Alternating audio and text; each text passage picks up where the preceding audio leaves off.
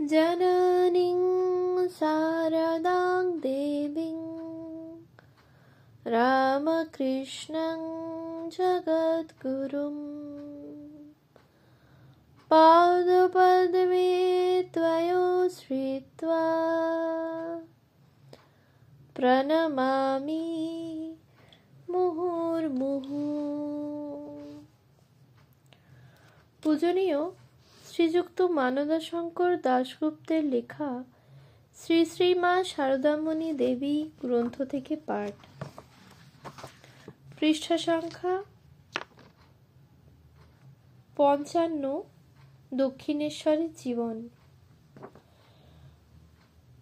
আবার এই পরম হিতকর প্রভাবগুলির মধ্যে ঠাকুর নিজেই ছিলেন সর্বাপেক্ষা বড় প্রভাব। ঠাকুরকে দেখিয়া মা শিখিতেন।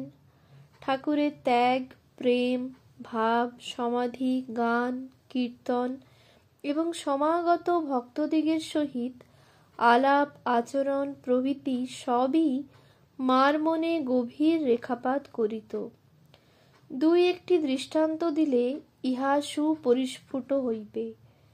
মা একদিন বলেন, একবার ঠাকুরের মাইনে নিয়ে কি গোল ছিল, কম দিয়েছিল। আমি খাজাঞ্চিকে বলতে বলাই বললেন, ছি ছি, হিসাব করব। ঠাকুরের সম্বন্ধে আর একদিন তিনি বলেন, তাঁর ত্যাগই ছিল ঐশ্বর্য। আহা, একদিন খেয়ে নবদ ঘরে গেছেন, বেটোয়ায় মশলা ছিল না, দুটি জোয়ান মৌরি খেতে দিলুম, আর দুটি কাগজে মুড়ে হাতে দিলুম, বললুম নিয়ে যাও। তিনি নবতের ঘর থেকে ঘরে যাচ্ছেন, কিন্তু ঘরে না গিয়ে সোজা দক্ষিণ দিকের নবতের কাছে গঙ্গার ধারের পোস্তায় চলে গেছেন। পথ দেখতে পাননি, হুঁশও নেই। বলছেন, মা ডুবি, মা ডুবি। আমি এদিকে ছটপট করছি, ভর্তি গঙ্গা, বউ মানুষ, বেরোই না, কোথাও কাউকে দেখিও না, কাকে পাঠাই। শেষে মা কালীর একটি বামুন এদিকে এলো, তাকে দিয়ে হৃদয়কে ডাকালুম। হৃদয় খেতে বসেছিল, তাড়াতাড়ি এঁটো হাতেই দৌড়ে একেবারে ধরে তুলে নিয়ে এলো। আর একটু হলেই গঙ্গায় পড়ে যেতেন। হাতে দুটি জোয়ান দিয়েছিলুম কিনা, সাধুর সঞ্চয় করতে নেই, তাই পথ দেখতে পাননি। তাঁর যে 16 আনা ত্যাগ। অপর একদিন মা বললেন, আহা, গান গাইতেন তিনি, ঠাকুর, যেন মধু ভরা, গানের উপর যেন ভাসতেন। সে গানে কান ভরে আছে। এখন যে গান শুনি, সে শুনতে হয় তাই শুনি। মা নহবৎ ঘরে ঝাঁপড়ির পিছনে থাকিয়া দূরেরও অনেক কিছু দেখিতে ও শুনিতে পাইতেন। পরবর্তী অধ্যায়ে আমরা দেখিতে পাইব সাধনার আনুষঙ্গিক ফলস্বরূপ মা এই ক্ষমতা প্রাপ্ত হইয়াছিলেন। তিনি একদিন বলেন, মণিমল্লিক সাধু দেখে এসে ঠাকুরকে বললে, ঠাকুর বললেন, কি গো, কেমন সব সাধু দেখলে? সে বললে, হাঁ দেখলুম তো, তবে। ঠাকুর বললেন, তবে কি? মণিমল্লিক বললে, সব্বাই পয়সা চায়। ঠাকুর বললেন, কি আর পয়সা চায়? হয়তো একটা পয়সা গাঁজা কি তামাক খাবে, এই পর্যন্ত। তোমার ঘিয়ের বাটি, দুধের বাটি, গদি এসব চাই। আর তার একটা আধটা পয়সা মাত্র। হয়তো একটু তামাক কি গাঁজা খাবে, এও চাইনে। সব ভোগ তোমরাই করবে, আর তারা 1 পয়সার তামাকও খাবে না। এই অন্তহীন সহানুভূতি মার জীবনেরও একটি উজ্জ্বল বৈশিষ্ট্য ছিল। এইরূপ বহু কথা ও কাহিনী মা বহু সময়ে বহু লোকের নিকট বলিয়াছেন। তাহা হইতে বোঝা যায় যে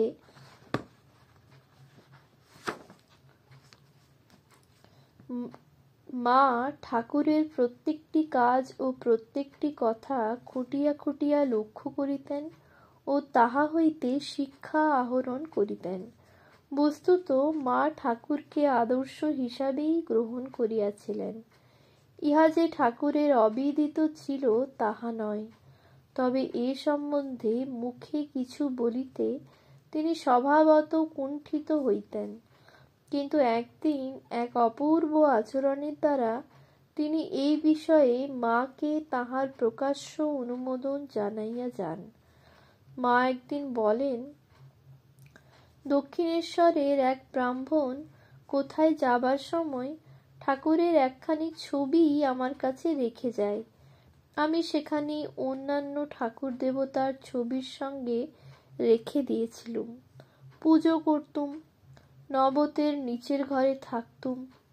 একদিন ঠাকুর গিয়েছেন, ছবি দেখে বলছেন, ওগো, তোমাদের আবার এসব কি?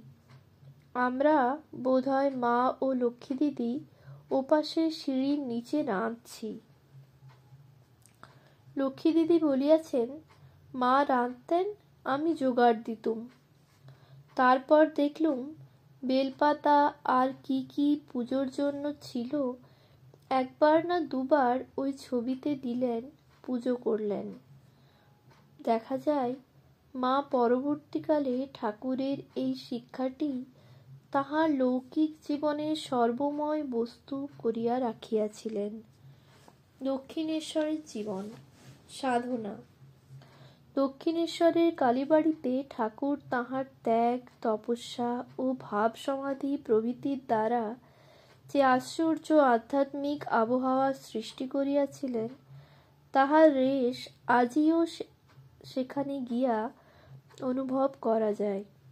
তাহার সময়ে উহা যে আরও স্পষ্টতর ছিল তাহা নিঃসন্দেহ। পূজনীয় মাস্টারমহাশয় একদিন বলেন, দক্ষিণেশ্বর বেশ ধ্যানের জায়গা। ঝাউ গাছের শোঁ শোঁ শব্দ, মা গঙ্গার কুলুকুলু ধ্বনি ধ্যানের বিঘ্ন করে না, বরং মনকে গম্ভীরই করিয়া তোলে। ঠাকুর সেখানে কত ঈশ্বরীয় রূপ দর্শন করেছেন। সেখানে কিছু না করে এমনি বসে থাকলেও ধ্যানের কাজ হয়। উহার সহিত ছিল তখন অবিশ্রাম ভক্ত সমাগম, ভজন, কীর্তন, গান ও ঈশ্বরীয় কথা ও আলোচনা। এই আবহাওয়ায় বাস করিয়া এবং ঠাকুরের শিক্ষা ও সহচর্যের ফলে মার স্বভাবত সরল ও পবিত্র মন আপনা হইতেই অন্তর্মুখী হয় এবং তিনি ঠাকুরের উপদেশে পূজা, জপ, ধ্যান প্রভৃতি সহায়ে গভীর তপস্যায় রত হন। শত কর্মের মধ্যেও তিনি ইহা ব্যাহত হইতে দিতেন না। ইহা ছাড়া কি নীরবে লোকচক্ষুর অন্তরালে এবং সকলের অজ্ঞাতে তিনি ইহা করিতেন, তা ভাবিলেও বিস্মিত হইতে হয়। প্রকৃতপক্ষে তাহার সকল কর্মই এইভাবে সাধিতে হইত। লোকে জানিতেও পারিত না তিনি কখন কি করেন। ইহা আমরা পরের একটি অধ্যায়ে দেখিতে পাইব। সাধন ভজন সম্বন্ধে ঠাকুর মাকে কি উপদেশ দিয়াছিলেন বা সাহায্য করিয়াছিলেন, তৎসম্বন্ধে অধিক কিছু প্রকাশিত নাই। তবে ইহা যে বিস্তৃত ও গভীর ধরনের ছিল তাহার যথেষ্ট আভাস পাওয়া যায়। মা একদিন কয়েকটি স্ত্রী ভক্তের একটি আলোচনা শুনিতে শুনিতে বলেন, ঠাকুর নিজ হাতে আমাকে কুলকুণ্ডলিনী ষটচক্র এঁকে দিয়েছিলেন। অপর একদিন তিনি তাহার দীক্ষাদানের মন্ত্রগুলি সম্বন্ধে বলেন, আর জানো, এসব ঠাকুরের দেওয়া মন্ত্র, তিনি আমাকে দিয়েছিলেন সিদ্ধ মন্ত্র।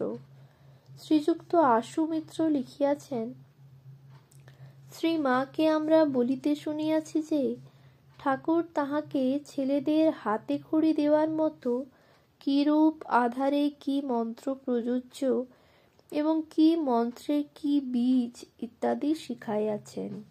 যাহাতে ভবিষ্যতে শত সহস্র লোক তাহার দ্বারা ধর্মজীবনে উন্নতি লাভ করিতে পারে। ইহা ছাড়া মার আর একটি উক্তি হইতে জানা যায় যে তিনি দেশে থাকিতে কর্তাভজা মন্ত্র লইয়াছিলেন। পরে দক্ষিণেশ্বরে আসিয়া ঠাকুরকে ওই কথা বলিলে ঠাকুর তাহাকে বলেন, মন্ত্র নিয়েছ তাতে ক্ষতি নেই, কিন্তু এখন তা ইষ্ট পাদপদ্মে সমর্পণ করে দাও। শোনা যায় জগদ্ধাত্রী মূর্তি মার ইষ্ট ছিলেন, কিন্তু এই ইষ্ট কিভাবে বা কোন গুরুর দ্বারা নির্বাচিত হইয়াছিল তাহা প্রকাশিত নাই। তবে ইহা জানা যায় যে পূর্ণানন্দ স্বামী নামে মার একজন গুরু ছিলেন। পূজনীয়া লক্ষ্মী দিদি বলিয়াছেন, কামারপুকুরে তিনি ও মা একই সময়ে পূর্ণানন্দ স্বামী নামে একজন উত্তর দেশীয় বৃদ্ধ সাধুর নিকট হইতে দেবী ভজনের উপদেশ লইয়াছিলেন, এবং পরে দক্ষিণেশ্বরে ঠাকুরও তাহার জিহ্বায় একটি মন্ত্র লিখিয়া তাহাকে দীক্ষা দেন। এই বিষয়টি যেরূপই হোক না কেন, মার সাধনা ও জীবন ইতিহাস আলোচনা করিলে দেখা যায় যে তিনি সকল বিষয়ে ঠাকুরকেই গুরু, শিক্ষক, আচার্য বা পথ নির্দেশক বলিয়া মনে করিতেন। আমাদেরও অন্যরূপ মনে করিবার কোনো কারণ নাই। ইহা ব্যতীত মার অনুষ্ঠিত সাধন ভজন সম্বন্ধে যাহা জানা যায় তাহা খুব বেশি না হইলেও আমরা তাহা হইতেই ওই বিষয়ে একটি মোটামুটি ধারণা পাই।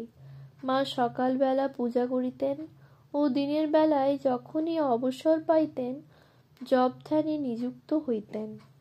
কেহ কেহ লিখিয়াছেন যে মা প্রতিদিন লক্ষ নাম জপ না করিয়া জলগ্রহণ করিতেন না। এই অবসর প্রথম কয় বৎসর 1872 থেকে 1879 তাহার খুবই হইত। তবে তাহার জপ ধ্যানের বিশেষ ও অব্যাহত সময় ছিল রাত্রি শেষ প্রহর, যখন সকল জগৎ নিস্তব্ধ।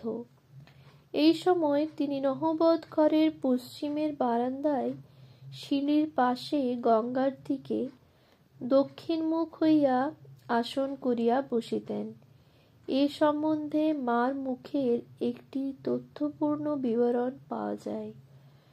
মা একদিন তাহার কোনো স্ত্রী ভক্তকে বলেন, কত সৌভাগ্যে মা এই জন্ম, খুব করে ভগবানকে ডেকে যাও। খাটতে হয়, না খাটলে কি কিছু হয়? সংসারের কাজকর্মের মধ্যেও একটি সময় করে নিতে হয়। আমার কথা কি বলবো মা, আমি তখন দক্ষিণেশ্বরে রাত 3টের সময় উঠে জপে বসতুম, কোনো হুঁশ থাকতো না। একদিন জোছনা রাতে নবতে সিঁড়ির পাশে বসে জপ করছি, চারিদিক নিস্তব্ধ। ঠাকুর যে সেদিন কখন ঝাউতলায় শৌচে গেছেন কিছুই জানতে পারিনি। অন্যদিন জুতোর শব্দে টের পাই। খুব ধ্যান জমে গেছে। তখন আমার অন্যরকম চেহারা ছিল, গয়না পরা, লাল পেড়ে শাড়ি, গা থেকে আঁচল খসে উড়ে উড়ে পড়ছে, কোনো হুঁশ নেই। ছেলে যোগেন সেদিন ঠাকুরের গাড়ু দিতে গিয়ে আমাকে ওই অবস্থায় দেখেছিল। সেসব কি দিনই গিয়েছে মা। জ্যোৎস্না রাতে চাঁদের পানে তাকিয়ে জোড়হাত করে বলেছি, তোমার ওই জোছনার মতো আমার অন্তর নির্মল করে দাও। জপ ধ্যান করতে করতে দেখবে ঠাকুরকে দেখিয়ে উনি কথা কবেন, মনে যে বাসনাটি হবে তক্ষুনি পূর্ণ করে দেবেন। কি শান্তি আসবে প্রাণে। আহা, তখন কি মনই ছিল আমার। বৃন্দে ঝি একদিন আমার সামনে একটি কাঁসি গড়িয়ে দিলে আমার বুকের মধ্যে যেন এসে লাগলো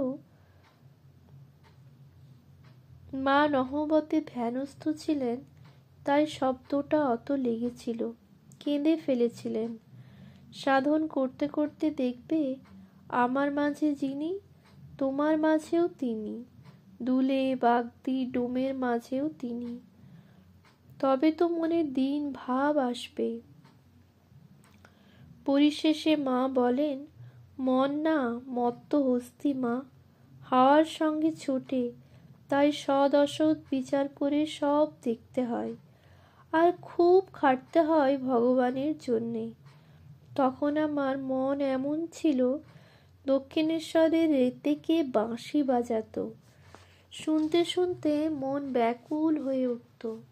মনে হতো সাক্ষাৎ ভগবান বাঁশি বাজাচ্ছেন। অমনি সমাধি হয়ে যেত। ওম শান্তি শান্তি শান্তি। হরি ওম তৎসৎ। শ্রীরামকৃষ্ণার্পণমস্তু।